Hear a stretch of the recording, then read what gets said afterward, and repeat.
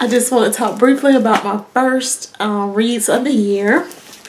The first one being Born a Crime by Trevor Noah.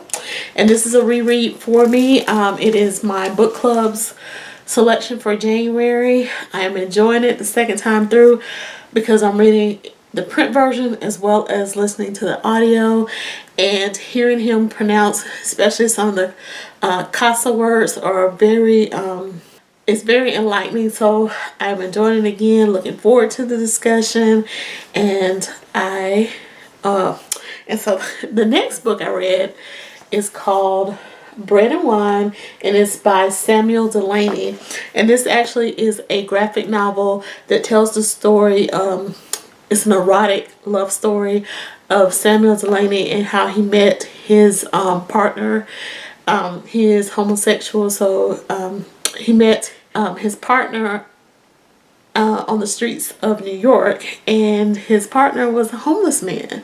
And Samuel Delany is a science fiction writer and a professor, and so when he met him, it was really like a very unlikely combination to hook up. I won't show you any of the graphics in it because some of it is a little graphic. Because it is, as I said, an erotic love story. But I very much enjoyed the story, and it's always neat to me how people meet. And then the illustrator of the book did a fabulous job of showing the contrast between the two people. So really enjoyed that book. And the last book I want to talk about is a collection of poetry that has taken me like a year to read, and that is Electric Arches by Ewing. And the artwork on the cover is fabulous. I was a little disappointed. I was expecting so much more. I've heard a lot about this book, so I was expecting like some powerhouse poems. I didn't really get that from her. I know she has a new collection that came out, I think like last month. So I'll still read, pick up her new collection and see if I like her as a writer. But really only one poem in the whole collection really just spoke to me, and I was surprised by that. So I'll check in later when I have more things to talk about. So I'm reading this hot mess of a book. Excuse me, I have read this hot mess of a book, Unhinged by Omarosa, Manigault, Newman. I had to remember what all her names are. My frustration with this book is that Omarosa is very intelligent. She's very articulate. She's brilliant. Why is she so ratchet in everything she does for the TV? Excuse me, because her studies, she's been on it, but for some reason you get her in front of the camera and she acts a fool. So in this book, to me, she's trying to make herself seem like the victim to being got engrossed in Donald Trump's world, and she's got to make it all about her, which I guess is her memoir, so it should be about her. But this situation, she did it for the fame. She did it to have her name continuously in the headlines, and she just needs to own up to that. To me, it almost sounded like an apology to especially black people, so that for whatever her next career step is, she could still get the black people on her side. Is kind of what I felt like she was doing with this book, as well as I felt like she was catering toward Democrats to allow her back into the political party. I would say if you like a little hot mess, check out Omarosa's book, Unhinged. So I just finished Kazem Alabama by Joshilyn Jackson. I will read the first sentence of the book. There are gods in Alabama. Jack Daniels, high school quarterbacks, trucks, big tits, and also Jesus. I love the first sentence, but I never got anything like that for the rest of the book. It was an easy read. It is about a young girl named Arlene who moves to Chicago from Alabama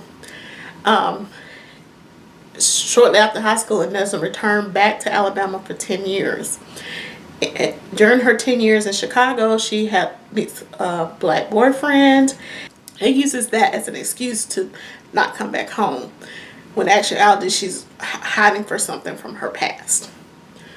Well, the black people in this story were totally unnecessary. There were only two, the black boyfriend and his mother. His mother has a stereotypical part. She actually meets Arlene first. She meets her at Walmart, and the way the writer wrote it is that she couldn't wait to be her mammy, you know, because she hugs her and she just takes her into her arm and takes her into her home, and in the process she meets her son and they hook up. Well, the son is to me is weak. Is a weak character. It's not a strong male figure, but based on the reading guide that's at the end of the story, none of the male characters were strong. And after reading that question, it's not just the black dude, it's all the dudes in there. But as far as I love Southern writing that has like quirky characters and all that. There are a few in there, but she doesn't expand it out. And the premise that's given on the back about the black boyfriend and all that, it's not fleshed out. The real true part of it is what happened in the past. So that's why I feel like the black characters were totally unnecessary. She could have just had a Yankee boyfriend and it would have been fine. You know, it didn't necessarily have to portray that this was part of the plot when it really wasn't. So I had originally wanted to read another book by Joshilyn Jackson as well, Between Georgia, because I actually know where Between is, but I just really wasn't a huge fan of this book, so I'm not gonna pick up her other book because I ain't got time to waste. It's too much other stuff to read. I am also finishing up have finished up a nonfiction book, The Truth About Aaron. It's about Aaron Hernandez.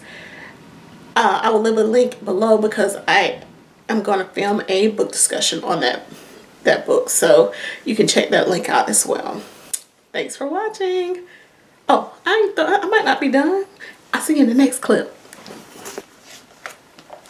The last book that I was able to complete during January is Barracoon by Zora Neale Hurston, and this was recently released. It is the story of one of the last slaves to be brought from Africa, and he lived in Alabama. Generally, I love Zora Neale Hurston because of her ability to write in dialect, but this book right here, it was really flat.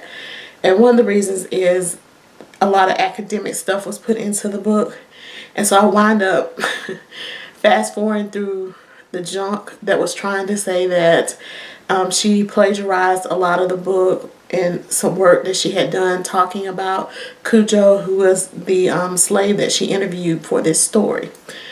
Once it got to the part where she's describing his life, especially in his own dialect, that was good for me because that was the classic Zora Neale Hurston that I had heard before. But the other junk, it was just a waste of my time, and I would have much rather just had a short little piece about Cujo from Zora Neale Hurston herself as opposed to the other junk. But I recently saw Freeform Lady talking about a book, I think it's called Dreams from Alabama, that chronicles the other slaves in the town that they built in Alabama called Africa Town. So I think I'm going to actually pick that up to get a more comprehensive view of what happened with those people. The people of the ship that Cujo, who was Barracoon, was based on. So that was my wrap up for January. I hope you had a good reading month. Thanks for watching and have a great day.